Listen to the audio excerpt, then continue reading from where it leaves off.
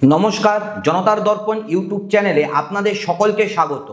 বন্ধুরা, একটা দেশ কল্পনা করুন যেখানে হাসপাতাল আছে কিন্তু ইট নেই, ব্যাংক আছে কিন্তু টাকা নেই, পুলিশ স্টেশন আছে কিন্তু কোনো আইন নেই, রাষ্ট্রদূত আছে কিন্তু দেশ নেই, ব্রিগেডিয়ার আছে কিন্তু কোনো বাহিনী নেই, আর টোল প্লাজা আছে টানা 12 বছর ধরে একদম রাস্তার উপর সবার চোখের সামনে, কিন্তু তার পেছনে কোনো সরকারই নেই।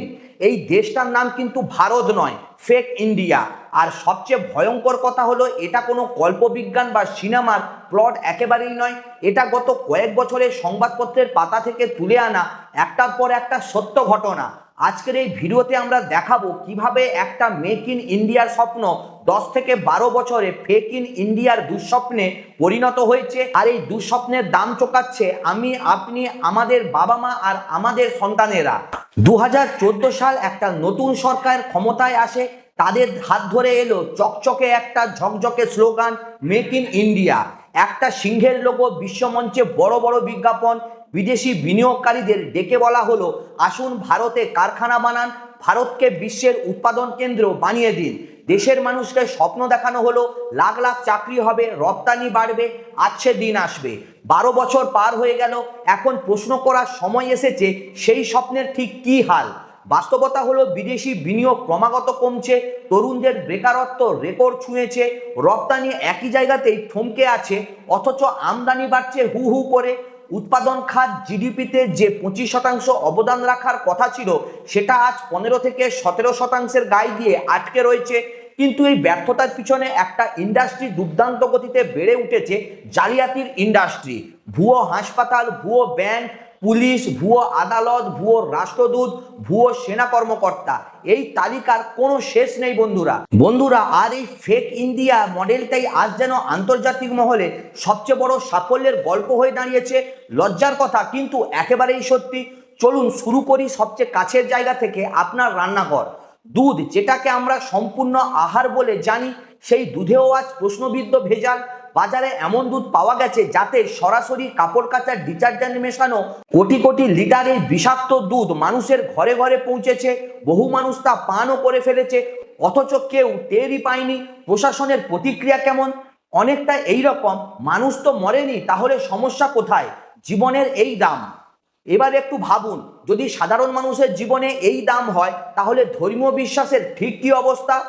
জম্মু কাশ্মীরের এক বিখ্যাত মন্দির অর্থাৎ বৈষ্ণব দেবী মন্দিরে ভক্তদের দান করা শত শত কোটি টাকার রূপো মাঝপথে বদলে সস্তা ধাতু বসিয়ে দেওয়া হয়েছে বলে অভিযোগ উঠেছিল।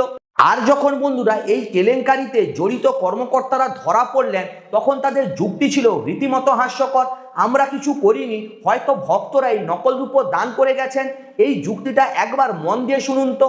এটা শুধু একটা অজুহাত নয়, এটা আমাদের প্রশাসনিক সংস্কৃতির একটা আয়না। দোষ কখনো নিজের ঘাড়ে নেওয়াই হয় না, বরং যাকে ঠকানো হয়েছে তাকেই দোষী বানিয়ে দেওয়া হয়। বন্ধুরা, স্বাস্থ্য খাতে যাওয়ার আগে একটা প্রশ্ন করি, আপনি কি জানেন একটা হাসপাতাল 6 বছর ধরে কাগজে কলমে চলতে পারে, অথচ বাস্তবে তার একটা ইটও গাঁথা না হয়? মধ্যপ্রদেশে ঠিক এমনই একটা হাসপাতালের সন্ধান মিলেছে। ডাক্তার নিয়োগ হচ্ছে, নার্সের বেতন হচ্ছে, বদলিও হচ্ছে নিয়মিত, অথচ হাসপাতালের জায়গাটাই এখনো ঠিক হয়নি। বছরের পর বছর ধরে সরকারি টাকা খাওয়া হচ্ছে একটা ভুতুড়ে ঠিকানায়। বন্ধুরা, খাবারে ভেজাল আজ আমাদের কাছে এতটাই স্বাভাবিক হয়ে গেছে যে সেটা এখন আর খবরও হয় না। কিন্তু ফেক ইন ইন্ডিয়ার সৃজনশীলতা সেখানে থেমে থাকেনি। এখন মানুষের জীবন বাঁচানোর শেষ ভরসা রক্তের প্লাজমাতেও ভেজাল ধরা পড়ছে। আমেদাবাদে এমন একটা চক্র ধরা পড়েছে, যারা মহারাষ্ট্র থেকে আসা খাঁটি প্লাজমার ব্যাগ মাঝপথে আটকে আসল উপাদান সরিয়ে ভেজাল তরল ঢুকিয়ে বড় বড় ফার্মা কোম্পানির কাছে সরবরাহ করছে। একবার ভাবুন, এই মানুষগুলো জানতো যে তাদের এই কাজে মানুষ মারা যেতে পারে। এটা কোনো সাধারণ প্রতারণা নয়, এটা সরাসরি মানুষের স্বাস্থ্যের ওপর একটা আক্রমণ। বিশ্বের অনেক দেশে বন্ধুরা এই ধরনের অপরাধের সাজা যাবজ্জীবন কারাদণ্ড থেকে মৃত্যুদণ্ড পর্যন্ত হতে পারে। আর আমাদের এখানে ধরা পড়লেও কিছুদিনের মধ্যে জামিনে মুক্তি ঘটে। বন্ধুরা, এবারে আসি একটা গ্রামীণ ঘটনা নিয়ে, যেটা শুনলে আপনার গা শিউরে উঠবে। উত্তরপ্রদেশের এক গ্রামে একটা ভুয়ো ক্লিনিকে এক নারীর পেটের অপারেশন করা হচ্ছিল জরুরি ভিত্তিতে, টাকার বিনিময়। কিন্তু যে ডাক্তার অপারেশন করছিলেন তিনি ছিলেন সম্পূর্ণ মদ্যপ এবং নিজের মোবাইলে ইউটিউবে সার্জারি ভিডিও চালিয়ে দেখে দেখে অস্ত্রোপচার করছিলেন। পেটের ভেতরে গুরুত্বপূর্ণ রক্তনালী কেটে যাওয়ার ফলে ওই নারীর তৎক্ষণাৎ মৃত্যু হয়। এটা যদি আপনি ভেবে থাকেন শুধু প্রত্যন্ত গ্রামের সমস্যা, তাহলে ভুল ভাবছেন। রাজধানীর কাছেই গুরুগ্রামে 16 শয্যার একটা হাসপাতালে কোনো যোগ্য ডাক্তারই ছিলেন না। দশম শ্রেণী পাশ করা এক ব্যক্তি নিজেকে ডাক্তার সাজিয়ে গোটা হাসপাতাল একাই পরিচালনা করছিলেন। এই দেশে ফ্রিডম অফ স্পিচ নিয়ে যতই বিতর্ক থাকুক না কেন, ফ্রিডম অফ ফেকিং যে সম্পূর্ণভাবে বহাল আছে তাতে কোনো সন্দেহই নেই। তো বন্ধুরা, এবারে একটু সরকারি দপ্তরের দিকে অবশ্যই তাকানো দরকার, কারণ এখানকার গল্পগুলো আরো চমকপ্রদ। গুজরাটের এক জেলায় এক ব্যক্তি রাতারাতি নিজেকে সরকারি সেচ দপ্তরের এক্সিকিউটিভ ইঞ্জিনিয়ার ঘোষণা করে দিলেন। নিজের অফিস খুললেন, জাল সিল বানালেন, আর 3 বছর ধরে শতাধিক প্রকল্পের অনুমোদন করিয়ে কোটি কোটি টাকা সরকারি তহবিল থেকে উঠিয়েও নিলেন। এই 3 বছরে কোনো অডিটর একবারও প্রশ্ন করার প্রয়োজন বোধ করেনি। এরপর একটু বড় গল্প। উত্তরপ্রদেশের 27 বছর বয়সী এক যুবক নিজেকে আইএএস অফিসার পরিচয় দিয়ে ঘুরে বেড়াচ্ছিলেন। লাল নীল বাতির গাড়ি, 15 জনের নিরাপত্তা বাহিনী, পুরো রাজকীয় সাজ। এই ভুয়ো ঠাট বজায় রাখতে প্রতি মাসে লাখ লাখ টাকা খরচ করতেন, আর এর আড়ালে 4 রাজ্য জুড়ে মানুষকে চাকরি ও টেন্ডার পাইয়ে দেওয়ার নাম করে কোটি কোটি টাকার প্রতারণাও করতেন। মজার বিষয়, লোকটা নকল অফিসার হলেও তার প্রতারণার পদ্ধতি ছিল যে কোনো আসল দুর্নীতিগ্রস্ত অফিসারদের মতোই যথেষ্ট নিখুঁত। বন্ধুরা, আর সবচেয়ে চমকপ্রদ গল্পটা হলো মাত্র 20 বছর বয়সের এক যুবক নিজেকে সেনাবাহিনীর ব্রিগেডিয়ার সাজিয়ে ঘুরে বেড়াচ্ছিলেন। ডাক্তারি পরীক্ষায় 2 বার ফেল করার পরে পরিবারের লজ্জা থেকে বাঁচতে তিনি এই পরিচয় বেছে নেন। একটা গাড়ি ভাড়া করে তাতে সেনার পতাকা লাগিয়ে ব্রিগেডারের স্টার পরে 2 জন বাউন্সার নিয়ে তিনি ঘুরে বেড়াতেন। এমনকি প্রতিযোগিতামূলক পরীক্ষার্থীদের অনুপ্রেরণামূলক বক্তৃতাও তিনি দিতেন। যে পদ অর্জনে একজন প্রকৃত সৈনিকের জীবনের 25-30 বছর সময় লেগে যায়, সেটা এখানে একটা কস্টিউম আর আত্মবিশ্বাসের খেলা মাত্র।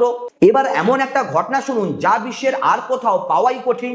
গুজরাটের এক জাতীয় সড়কে সরকারি টোল প্লাজা থেকে মাত্র 600 মিটার দূরে স্থানীয় এক প্রাক্তন গ্রাম প্রধান ও তার ভাই নিজের জমিতে একটা সমান্তরাল টোল প্লাজা বানিয়ে ফেলেন। এই ভুয়ো প্লাজা 1 মাস 2 মাস নয় বন্ধুরা, টানা 12 বছর ধরে কিন্তু চলেছে। এই সময় তারা যানবাহন থেকে 75 কোটি টাকার বেশি অবৈধ টোল আদায় করেছে। ধরা পড়ার পর তাদের সাফাই ছিল, আমরা তো এই টাকায় মন্দির বানাতে চেয়েছিলাম। মন্দিরের নামে জালিয়াতি আজ নতুন কিছু নয়। এমনকি রাম মন্দিরের মতো জায়গাতেও ভুয়ো ভক্তির আড়ালে লুটপাটের অভিযোগ উঠেছে। মধ্যপ্রদেশের এক মন্দিরে সরকার একটা বৈধ ট্রাস্ট গঠন করেছিল, কিন্তু তার ভেতরেই একদল প্রতারক সমান্তরালভাবে একটা ভুয়ো ট্রাস্ট খুলে ভক্তদের কাছ থেকে সোনা, গয়না ও নগদ অর্থ নিয়ে ভুয়ো রসিদ ধরিয়ে দিত। মাসের পর মাস স্থানীয় প্রশাসন কিছুই টের পায়নি। এই ঘটনাগুলো শুধু টাকা লুটের প্রমাণ নয় বন্ধুরা, এগুলো প্রমাণ করে যে দেশে দুটো সমান্তরাল ব্যবস্থা চলছে। একটা হলো সরকারি বৈধ ব্যবস্থা, যেটা ধীরে ধীরে ভেঙে পড়ছে, আর অন্যটা হলো জালিয়াতির ব্যবসা, যেটা রমরমিয়ে চলছে কোনো রকম বাধা ছাড়াই। আরও একটা অবাক করার গল্প বন্ধুরা, গুজরাটে এক ব্যক্তি নিজের একটা মিডিয়েশন সেন্টার খুলে বসেন। নিজেকে বিতারক পরিচয় দিয়ে জমি সংক্রান্ত মামলার রায় দিতে শুরু করেন। তার সহযোগীরা আদালতের কর্মী সেজে বসে থাকতো, আর সাধারণ মানুষ ভাবতো এটাই আসল আদালত। যিনি যত বেশি টাকা দিতেন তার পক্ষে রায় যেত। এখানে কোনো তারিখ পে তারিখ ছিল না, ছিল সরাসরি পেড জাজমেন্ট। বিহারে এক অপরাধী চক্র সরাসরি একটা সরকারি স্কুল ভবনের ভেতরে ও পুলিশ স্টেশন খুলে ফেলেছিল। আসল পুলিশের মতো ইউনিফর্ম, ব্যাজ, লাঠি সবই ছিল। তারা মানুষকে গ্রামীণ রক্ষা দলে চাকরি দেওয়ার নাম করে টাকা নিত এবং জরিমানা আদায় করত। পুরোটাই একটা ফ্র্যাঞ্চাইজি ব্যবসা মডেলের মতোই ছিল, যেখানে আয়ের একটা ভাগ চেকিং টিম পেত, বাকিটা মাস্টারমাইন্ডের পকেটে যেত। আরেকটি গ্রামে আসল পুলিশ সুপারের বাসভবন থেকে মাত্র 500 মিটার দূরেই আরেকটা ভুয়ো থানার সন্ধান মিলেছিল। কর্মসংস্থানের অভাব নিয়ে যারা অভিযোগ করেন তারা হয়তো ভুল বলছেন না, কিন্তু এখানে শুধু জালিয়াতি করার সাহস আর মানসিকতাটাই যথেষ্ট।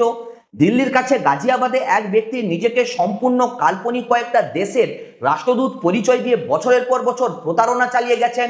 ভুয়ো ডিপ্লোম্যাটিক নম্বর প্লেট লাগানো গাড়ি নিয়ে ঘুরতেন, আর মানুষকে সেই কল্পিত দেশে চাকরি ও নাগরিকত্ব দেওয়ার নাম করে লাখ লাখ টাকা হাতিয়ে নিতেন। গ্রেপ্তারের পর তার কাছ থেকে একাধিক ভুয়ো পাসপোর্ট আর প্রচুর বিদেশি মুদ্রা উদ্ধার করা হয়। এইভাবে প্রজাতন্ত্র দিবসের ঠিক আগের দিন দিল্লির অত্যন্ত সংবেদনশীল কূটনৈতিক এলাকায় ভুয়ো ডিপ্লোম্যাটিক নম্বর প্লেট লাগানো একটা গাড়ি আটক করা হয়, যেখানে এক ব্যক্তি কোনো নিরাপত্তা পরীক্ষা ছাড়াই অনায়াসে সেই উচ্চ সুরক্ষিত এলাকায় উন্মুক্তভাবে ঘুরে বেড়াচ্ছিলেন। সবের পরেও আমরা অবাক হই যে দেশের ভিতরে অনুপ্রবেশ এতটা কিভাবে সহজ হয়। উত্তর একেবারেই সহজ। যখন যে কোনো ভুয়ো পরিচয় দিয়ে ঘুরে বেড়ানো এতটাই ঝুঁকিমুক্ত হয়ে যায়, তখন যে কেউ যে কোনো রূপ ধরে নিতে পারে। এতক্ষণ যা শুনলেন তারপরেও হয়তো ভাবছেন এসবে আমার কি যায় আসে, আমার টাকা তো ব্যাংকে থেকে নিরাপদ। এবার আসি সেই স্বস্তিটুকুও নড়বড়ে হয়ে যাচ্ছে। হরিয়ানায় প্রায় 60 কোটি টাকার একটা ভুয়ো ব্যাংক জালিয়াতি রিসেন্ট ধরা পড়েছে, যেখানে অপরাধীরা একটা প্রাইভেট নিধি প্রতিষ্ঠান খুলে মানুষকে মাত্র 26 মাসে টাকা দ্বিগুণ করে দেওয়ার প্রলোভন দেখিয়ে বিনিয়োগ করিয়েছে এবং সম্পূর্ণ জাল ফিক্সড ডিপোজিট সার্টিফিকেট বানিয়ে দিয়েছে। এমনকি বিভিন্ন জায়গায় এই ভুয়ো প্রতিষ্ঠানের একাধিক শাখা পর্যন্ত খোলা হয়েছিল। আর তার চেয়েও বিস্ময়কর, ছত্তিশগড়ের জালিয়াতিরা সরাসরি দেশের বৃহত্তম রাষ্ট্রায়ত্ত ব্যাংকের একটা আস্ত ভুয়ো শাখা খুলে ফেলেছিল। ফার্নিচার থেকে নথিপত্র, কাউন্টার থেকে রসিদ বই, সবকিছুই হুবহু আসলের মতো। গ্রামের কয়েকজন যুবককে ভুয়ো নিয়োগপত্র দিয়ে সেখানে কর্মচারী বানানো হয়েছিল, আর সাধারণ মানুষ সেখানে এসে অ্যাকাউন্ট খুলে টাকা জমা দিচ্ছিলেন। মাত্র 10 দিনের মধ্যে তারা লাখ লাখ টাকা নিয়ে উধাও হয়ে যায়।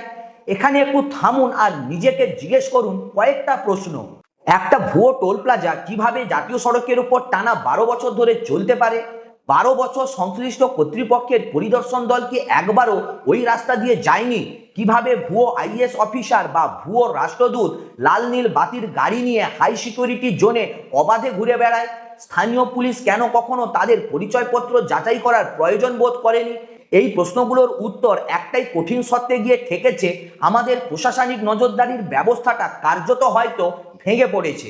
আর এই ভাঙা ব্যবস্থা সবচেয়ে বেশি ভুক্তভোগী হন একজন সাধারণ নিরীহ নাগরিক, যাদের রাজনৈতিক প্রভাব আছে, পুলিশের ইউনিফর্মের ছায়া আছে বা ঘুষ দেওয়ার সামর্থ্য আছে। তাদের সামনে দেশের সমস্ত আইন আর চেক অ্যান্ড ব্যালেন্স নিমেষে উবে যায়। এই জালিয়াতিরা হয়তো আমাদের রাজনৈতিক সংস্কৃতি থেকেই শিখেছে একটা সহজ সূত্র: যত বড় বড় প্রতিশ্রুতি দেবে, বাস্তবায়নের দায়ও তত কমই থাকবে। যতক্ষণ না কোনো মানুষ প্রাণ হারাচ্ছেন বা কোনো ঘটনা সোশ্যাল মিডিয়ায় ভাইরাল হচ্ছে, ততক্ষণ এই জালিয়াতরা নিশ্চিন্তে ব্যবসা চালিয়ে যায়। আর ধরা পড়লেও দুর্বল আইনি প্রক্রিয়ার সুযোগে দিন কয়েকের মধ্যেই জামিনে বেরিয়ে আসে। 2014 সালে দুর্নীতিমুক্ত ভারতের প্রতিশ্রুতি নিয়েই একটা সরকার বিপুল ভোটে জয়ী হয়ে ক্ষমতায় এসেছিল। 1 দশকেরও বেশি সময় পার হয়ে গেছে। প্রশ্ন থেকে যায়, এই সময় কোনো একটা হাই প্রোফাইল দুর্নীতির মামলার সত্যিকারের দৃষ্টান্তমূলক শাস্তি কি হয়েছে? বাস্তবতা হলো, বড় বড় জালিয়াত ও অপরাধীরা যখন ধরা পড়ার মুখে পড়েন, তখন প্রায়ই তারা সঠিক সময় দেশ ছেড়ে পালিয়ে বিদেশে গিয়ে বিলাসবহুল জীবন কাটাতে দেখা যায়। না খাবো না খেতে দেব, এই স্লোগানের সাথে বাস্তবতার যথেষ্ট ফারাক আজ খুবই স্পষ্ট। স্মার্ট সিটি, বড় বড় কারখানা, কোটি কোটি চাকরি, যে স্বপ্ন 1 দশক আগে দেখানো হয়েছিল তা পূরণ না হওয়াটা হয়তো নানা আন্তর্জাতিক বা অভ্যন্তরীণ কারণে ব্যাখ্যা করা যায়, কিন্তু তার বদলে দেশ যে সম্পূর্ণ উল্টো পথে হাঁটছে, যেখানে ভারতীয় ওষুধ মশলা একের পর এক দেশে নিষিদ্ধ হচ্ছে, উদ্বোধনের কয়েকদিনের মাথায় নতুন সেতু বা সড়ক ধসে পড়ে যাচ্ছে, তার কি ব্যাখ্যা? এই প্রশ্নের একটা ভারসাম্যপূর্ণ দিক অবশ্যই আছে, যা এখানে উল্লেখ করা খুবই জরুরি। সরকার পক্ষের যুক্তি হলো, ভারতের মতো 140 কোটি মানুষের বিশাল ও বৈচিত্র্যময় দেশে স্থানীয় প্রশাসনিক দুর্বলতা নতুন কিছুই নয়, এবং তা কোনো এক ধরনের সরকারের আমলে হঠাৎ তৈরি হয়নি। এটা দশকের পর দশক ধরে জমতে থাকা কাঠামোগত একটা বড় সমস্যা।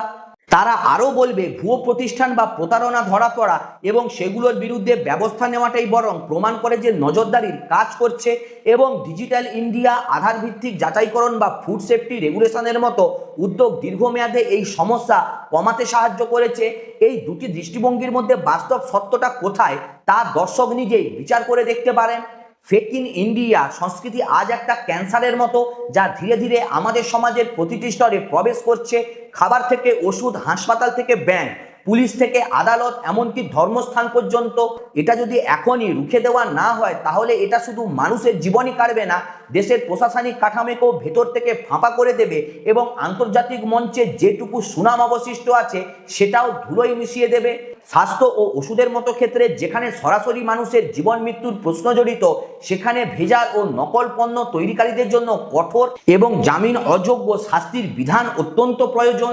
একটা সময় বিশ্ব চীনের তৈরি সস্তা পণ্য নিয়ে হাসাহাসি করত, কিন্তু আজ চীন গুণমান নিয়ন্ত্রণে বিশ্বনেতা হয়ে উঠেছে। আমরা কোন পথে হাঁটছি, সেই প্রশ্নটা এখন সময়ের দাবি। এই ভিডিওর উদ্দেশ্য বন্ধুরা কাউকে অপমান করা নয়, বরং একটা আয়না ধরা, যাতে আমরা প্রশ্ন করতে শিখি, চুপ করে থাকতে না পারি। কারণ জালিয়াতির এই সংস্কৃতিতে সবচেয়ে বড় সহায়ক শক্তি হলো আমাদেরই নীরবতা। আপনার কি মনে হয় এই সমস্যার আসল সমাধান কোথায়? কঠোর আইনে নাকি প্রশাসনিক জবাবদিহিতায়? কমেন্ট সেকশনে অবশ্যই জানান। আর ভিডিওটি ভালো লাগলে লাইক, কমেন্ট এবং শেয়ার করুন। চ্যানেলটিকে অবশ্যই সাবস্ক্রাইব করুন। সুস্থ থাকবেন, ভালো থাকবেন। দেখা হচ্ছে পরের ভিডিওতে। নমস্কার।